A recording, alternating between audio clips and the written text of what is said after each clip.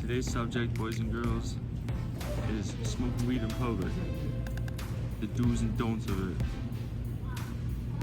We'll start with the basic steps of smoking weed in public. The do's.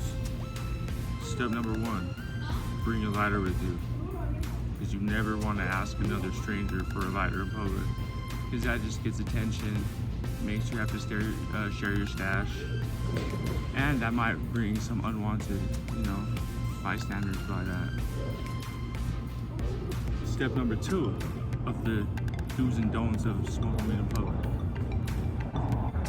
Just do it all the time, no matter where you're at. You'd be surprised of what you can get away with. But let me tell you the third and final step of smoking weed in public, and this is the one that's gonna save you. Hold every hit in and blow it inside of your shirt when in doubt. Secret code right there.